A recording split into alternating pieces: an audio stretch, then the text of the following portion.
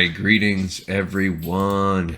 Gleekon here again with another episode of Lore of Warcraft. On our last episode, we read the first part of what was going to end up being like a cliffhanger, like two-parter. So it was one of these Warcraft Legends. It was the last one in the fourth volume.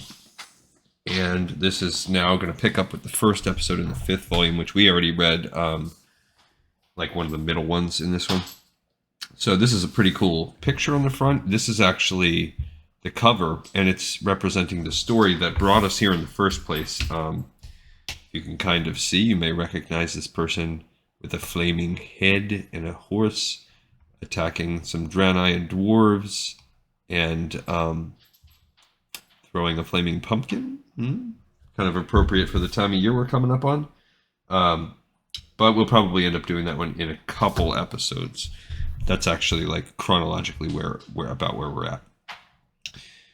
So this one, however, is, oh my gosh, the pop-ups are so bad on this site. So if you look at this, Chris Metzen is considered the senior vice president and creative development. That's how you can tell this is in the past. This is from 2011. So this manga came out probably 2010, 2011. So we're talking around Cataclysm. So this is when those things are come out. So I think it might be, yeah, it can't be much past that. But so all of them should be done up to Cataclysm time.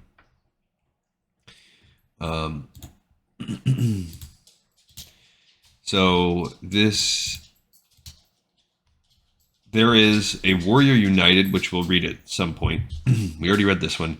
This Cleansing Fire is the one we're going to read soon. And this last one, Nightmares, comes later. We'll see. All right, so this actually, that's kind of like an emo picture of that Forsaken mage, or he's not technically Forsaken, he's undead, that we met in the first Guardian. That's cool. All right, so we have a Warrior Maid, Part 2, again by Christy Gold. And let's read what the story so far says. Draka was a Frostwolf clan orc born with a frail and weak body. Though loved unconditionally by her parents, the same can't be said for her fellow clan members, who viewed Draka's condition as an embarrassment. So much, though, that they banished Draka and her parents to the outskirts of the village. Years later, when Draka was a young woman, she decided to take her destiny into her own hands and restore her family's honor. To do this, she sought the counsel of Mother Kashur, the kind elderly village shaman. Draka begged Mother Kashur to create a potion or spell to make her stronger and rid her of her shameful, sickly body. And in Lord of the Clans, we read Mother Kashur was the main character. Mother Kashur agreed to help and requested Draka make an arduous journey to find the 3 ingredients she would need for the spell. For speed and grace, she would need the feather of a windrock, for support of her clan, the horn of a talbuk, and finally, for strength and determination, the fur of a clefthoof. With renewed hope for redemption, Draka set out on her dangerous journey. How much money do you want to put on? This is one of those things where she finishes and she's like, there was no such thing. Your hunt, that was what made you stronger. There's no magic. That's my bet. At first, it was difficult even finding shelter and hunting food for herself, but through perseverance, Draka gradually developed enough skills and confidence to not only survive, but to face her first challenge, the Windrock. Tracking the bird to its nest in Terrakar Forest proved difficult as the terrain was harsh, but Draka managed to overcome her fears and confront the bird. Through skills she developed while hunting game for food, Draka was able to spear and kill the bird and obtain the first ingredient of the spell.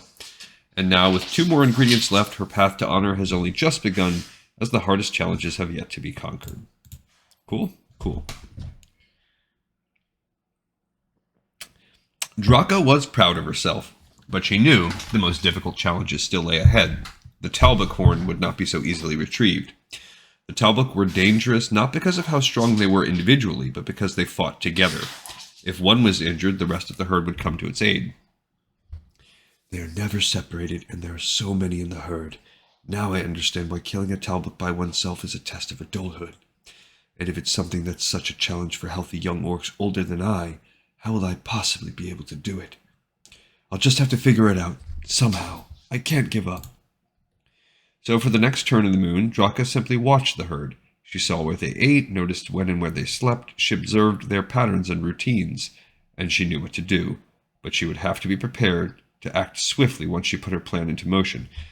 And now, if you remember also when her and Durotan meet as older people in Lord of the Clans and they start falling for each other, even though he's a strong warrior, she's way better at tracking and noticing things. So that's probably, this is reflecting all her time, months she spent hunting. Stampede. She trapped one. Oh, actually, look at that. Oh, no. Oh, that's a separate thing. So one tripped and died, and the other herd's like, what happened? For the Frost Wolves! Ah! Doom. The other Talboks see her. If you are ever in danger from a Talbok child, remember, they support each other, but they will run away from a powerful predator who has killed a herd member. What did I teach you to do, Draka? To make myself look as big and scary as I can, Mother. Rah! Thank you, Mother. Thank you. And so Draka was able to obtain the second item she needed for the potion.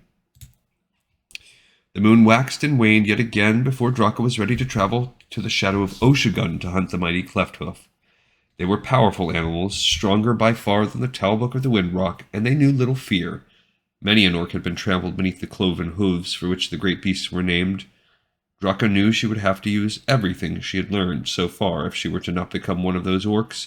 She would have to take her time, observe everything, and make a plan. It's true, I think just being patient and thinking before you act helps many people outperform just pure skill. So there she is climbing the mountain, hunting, looking for a vantage point. She's got her spear. She's picked up a rock. I don't know what's glinting off of her, some kind of metal. Thunk! She throws and hits it on the hood. She keeps hitting it. Stupid beast! She's just using her sling over and over. Yes, I'm talking to you, you great lumbering oafish creature. I, Draka, daughter of Kelkar, son of... Thum, thum. That was fast.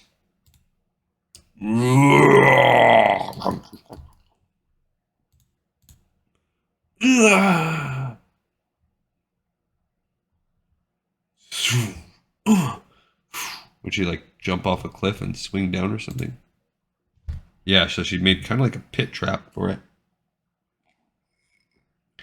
I fell so far, such a long way up. My body ached so much. Come on, Draka, you can do this. You're almost done. Just get to the top and walk back down and claim your victory. It's a dead Clefthoof. And she's crying tears of joy. See, I think it's weird that they already have floating things in the Grand. I don't know that I buy that. I've always taken it to be the floating things were part of what happened with the Nether Rift. Else, why? Why would you just have floating islands there? While they look cool, there's never any explanation behind them. So I wonder, I don't know, but it's a fantasy world. The last item. Now I can return home, give these to Mother Kashur, and finally become a true Frostwolf warrior. What? Who? Draka? Yes, it is I. I did it, Mother Kashur. I've slain the Windrock, the Talbok, and the Clefthoof, and I bring you the feather, the horn, and the fur that you asked of me. So you did, child. So you did. It is well done. So, you will do what you promised.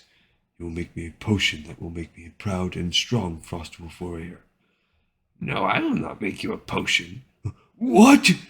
Tell me why you will not do this. I have done everything you asked of me. Come with me, Draka, and I will show you why. Clumsy female, what? It's the sick little rabbit. I thought we'd gotten rid of you. You will be silent. What? No one talks to me like that, especially not a sick little rabbit who... I said be silent. What did I do? Come along, child. I grow no younger. Mother Kishore, I'm coming. Told you. I knew it.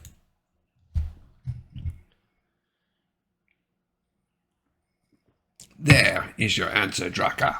Remove your cloak and your traveling garments and see what the spirit of water has to show you. Is that really me? It is indeed, child. Your will, your determination, your desire to serve the Frostwolf clan. That is the only magic you needed, Draka, daughter of Kelkar, son of Rakish. The spirits may have blessed your quest, but it is you who have accomplished your goal. You yourself have earned the gifts of the Windrock, the Talbuk, and the Clefthoof. Speed and grace, the support of your clan, and strength and determination. A few months later, at the autumnal Kasharg festival, Duratan, son of Garad, future chieftain of the Frostwolf clan, and his friend Orgrim Doomhammer of the Blackrock clan sat face to face with some of the most famous orcs that had ever lived. Grom Hellscream, young leader of the Warsong clan. Yeah, and this gives us even more perspective because that's the guy who is part of Warcraft 3 now that we're going to be we're going to learn what happens to him in that, but he's all the way persistent through that. Blackhand, chieftain of the Blackrock clan, we know what he does. He ends up becoming the war chief, and okay, regardless of whether you like him, yes, one of the most famous orcs ever. Kargath Bladefist, Kilrog Deadeye. Kargath, a big person helping in Beyond the Dark Portal.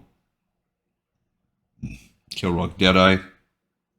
Ultimately, they make him a pretty noble guy that's big in the Second War and First.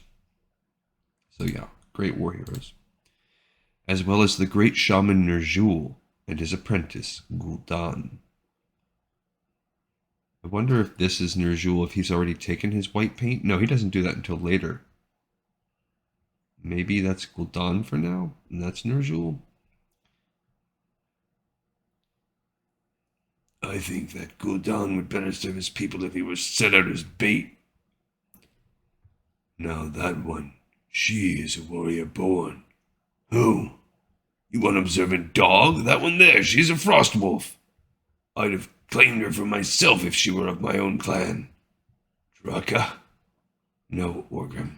She was not a warrior born. She is a warrior made. Warrior made, in truth, by her own hand. Draka, maid of Duratan, mother of Thrall. Bum, bum, bum. And that's cool, because she's tying this into the book she already wrote at this point. That's the end. So that's neat. You get to see the little story of Draka, and she deserves some more love, because is a cool character, and, you know, she's murdered so early. She does get some love here in Shadowlands, too, but... All right, cool. We've got this one. I don't know what that is. We'll read that one some other time. But we got that episode in the pipe, 5x5. I greatly appreciate you all so much for watching, for listening, and I hope you enjoyed it. And I will see you next time on Lore of Warcraft.